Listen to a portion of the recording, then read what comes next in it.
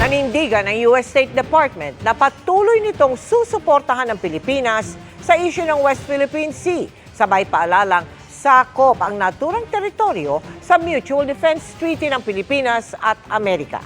Nanawagan din sila sa China na iwasan na ang mapangahas na aksyon kasunod ng peligrosong paglipad ng helicopter ng China malapit sa eroplano ng BFAR. Ang tugon ng China sa pagtutok ni JP Soriano. Matapos almahan ng gobyerno ng Pilipinas ang peligrosong pagbuntot at pag-ibabaw ng helicopter ng People's Liberation Army Navy ng China sa eroplano ng BFAR sa bahagi ng Scarborough Shoal na teritoryo ng Pilipinas. Kinondena rin ng State Department ng Amerika ang anilay hindi ligtas at irresponsableng aksyong ito ng China para humadlang sa Philippine Maritime Air Operation sa paligid ng Scarborough Shoal. Ayon kay US State Department spokesperson Tammy Bruce, inilagay sa peligro ng helicopter ng China ang mga sakay ng eroplano ng BFAR nang dumikit ito ng may pagitang 3 metro lang. Banta raw ang mga ganitong aksyon ng China sa malayang paglalayag at paglipad sa South China Sea.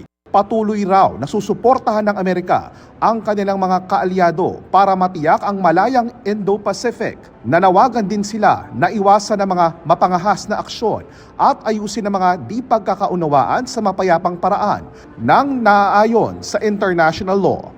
Muli ring ipinaalala ng Amerika na sakop ang South China Sea ng Mutual Defense Treaty ng Amerika at Pilipinas kung saan obligado ang dalawang bansa na ipagtanggol ang isa't isa sa oras ng isang armed attack sa anumang sasakyang pandagat o panghimpapawid ng Pilipinas o Amerika. Kinondena rin ni US Ambassador Mary Kay Carlson ang aniyay dangerous maneuvers ng China at hinimok ito na iwasan ang mga coercive action at sundin ang international law. Sagot ng Chinese Embassy sa Pilipinas, binabaliwala at binabago raw ng US Ambassador ang katotohanan. Hindi nila makatarungan ang akusasyon sa China sa karapatan nilang protektahan ang kanilang maritime rights. Anumang kwento o aksyon daw na nagpapalakas ng loob ng Pilipinas na ituloy ang anilay illegal na territorial claim sa pamamagitan ng pang-uudyok at staged o dramang insidente ay tiyak daw na hindi magtatagumpay.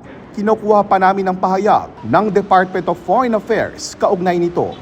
Para sa GMA Integrated News, JP Soriano, nakatutok 24 oras.